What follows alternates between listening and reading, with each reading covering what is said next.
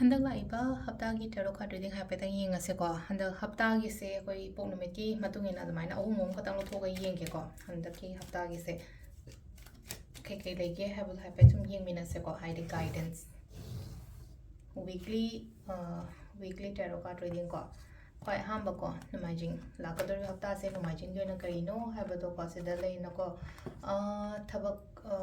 aina khanba harasne ko ningba thungani ko koi ahanbada aina khanba aina ningba khotpa dumba mayam do thungani ko problems leiba khotpa mayam do adudagi tholakpa oina oi aduga amana kaino ha kansada koi ki profit laigani ko business to mi yoina haragadi profit laigani relationship no maita ba oirago relationship to gi tamna hadi phagalakpa ko kolakpa du ma leire aina khanba aina ningiba kholiba su mayam su leina ko hadi ai wish say any wish ama su manifest kumba kai gumba tawgi gaina harase ko du wish to fulfill odo ko pat mai to la ko sesina ahan ba ko gi kaino gi oina leire ko numajing gi oina leire ko ado yamna di sangwa de ohelroi ge ko ado ai kaino gi monthly gi phajana dum habake ko ado mathangi sina ko gi ningdo ka ba ko ningdo ka ba gi amu yengase ko 1 2 and 3 ko weekly tarot card reading ko weekly ki socialize ko hadi problems kumba kai gumba dikhra di laigani ko hadi laina ko problems kumba kai gumba halaiba haraga di ketang ai akoi gi environment gumba kai gumba katang nungai taba toxic oiba kaina harasina ko toxic oiba hadi khana bahorokpa yingjalakpa khojalakpa dumba mayam su laigani ko thabak tawbada katang challenging ko igani ko thabak taw matamda line oitaba do taraga su sumba mayam ma leraga su ko hadi ningba aina khanjaba aina ningiba koliba adudi phangani bisida hadi sida laina ko aina kaino ma khanjai na khala je handa hapta se aina khaliba boto definitely adugi boto madi phangba dumai taw la ko sisina koi gi ningthau ka pagi oina oire ko mathangi leiba pokpa mu yengminarase ko leiba pokpa se na sina koi gi leiba pokpa numitki ko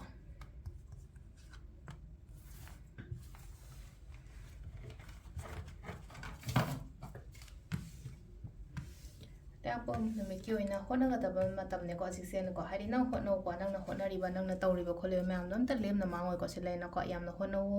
aduga silaina ko mingoda thajabadi yam ka hana di thamgano ko ai honabam to ko ai to ko dum to landa lalu no kaida kairu no definitely ngonda afaba dum da mama la kane ko hari mingoda kairu no lalu no kholu no haibagi ni ko silaise ko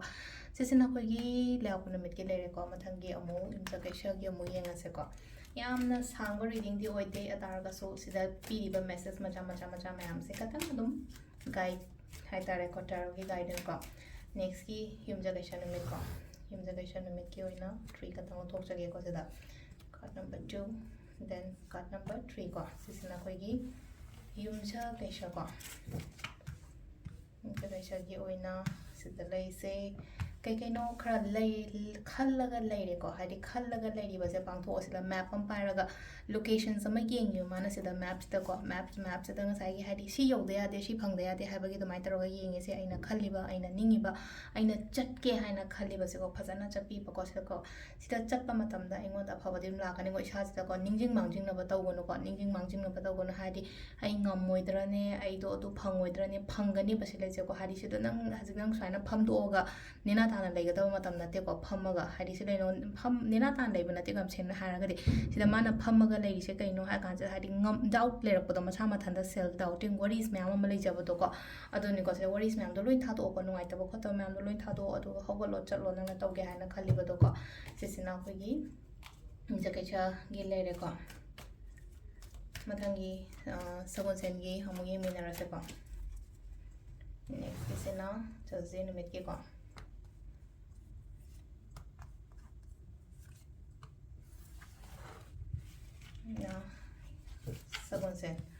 Someone said Numitki oina karino la ise hai kan 701 sai tar hona ga dam matam ne yamna leina ko challenges la kani obstacles laigani ado tar go challenging competitions yam leibo thabak to matam da ko challenges competitions leira ga su leina ko hona bale pi gano nang da phagani ko good news ko ba kai gumba la kani lam tu chat ko pa ma su piri thabak to matam da ki ba su ya de ko silai se ko aina ki draga di ai life ta yamna change la kani ko aduga pau no ai ba gumba kai gumba su la kani aduga everything nang ye hoji ga haraga di poching je track ta la ko khotba matam oina oire ko ꯁꯒꯣꯜꯁꯦꯟꯒꯤ ꯑꯣꯏꯅ ꯍꯥꯏꯔꯒꯗꯤ ꯇ꯭ꯔꯦꯛꯇ ꯂꯥꯛꯄꯅ ꯍꯥꯏꯔꯒꯗꯤ ꯅꯍꯥꯟꯈꯩ ꯐꯩꯗꯤꯡ ꯐꯔꯥꯡ ꯆꯠꯂꯝꯕꯗꯣ ꯍꯥꯏꯗꯤ ꯆꯨꯝꯅ ꯂꯥꯛꯄꯗꯣ ꯂꯝꯕꯤꯗ ꯐꯖꯅ ꯅꯦꯅꯥ ꯇꯥꯅ ꯂꯥꯛꯄ ꯑꯗꯨꯃꯥꯏꯅ ꯇꯧꯔꯒ ꯂꯥꯛꯑꯦꯀꯣ ꯁꯤꯁꯤꯅ ꯑꯩꯈꯣꯏꯒꯤ ꯁꯒꯣꯜꯁꯦꯟ ꯂꯩꯔꯦꯀꯣ ꯅꯦꯛꯁꯀꯤ ꯏꯔꯥꯏꯒꯤ ꯑꯃꯨꯛ ꯌꯦꯡꯉꯁꯦꯀꯣ ꯏꯔꯥꯏꯒꯤꯁꯤꯅ number 1 2 and 3 ko sisina koigi irai numitki ko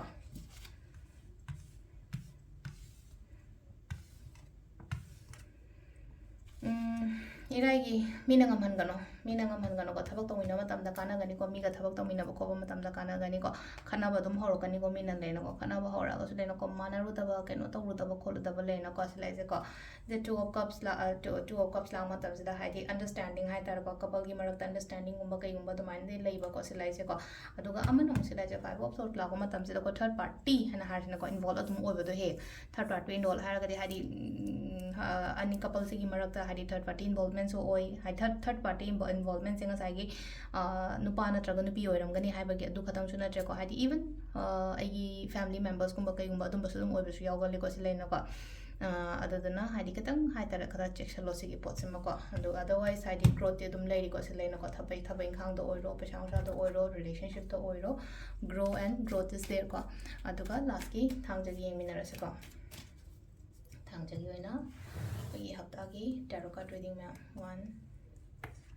2 and 3 ko sisena ko gi thangja ko thangja mina haibada siyam ka hena chat kanu ko nangna khallaga nangna ningi ba lei nangna ningi ba poto adu do tawo tanbe ya de ko tanbe ya de haibagi athra di silai na ko hadi hazik nang phammaga tumina leigada matamne hona ga dam hona naina leigada matam na de hona wona haibse nang oina nang hazik se hona ga dam tamne nangna hona matam da nangona nang hadi yoram dai sida kai do bagi hadi sumaina talla ino sine ba silai se ko hadi phangdore yodore keno tawdore achieve torom dai sida sumaina hadi leithopa ya de ko aduga check lodum khara leina ko hadi mingonda yam ka haina trust to ko du su to bi go no na haire ko aduga aina chatki aina changi hairi ma khong thangi kaina khali ba mayam do tawo du do kana gani ko adu sida leire khoi gi ko kaino no me kaino gi na hapta gi na tarot card reading ma'am thank you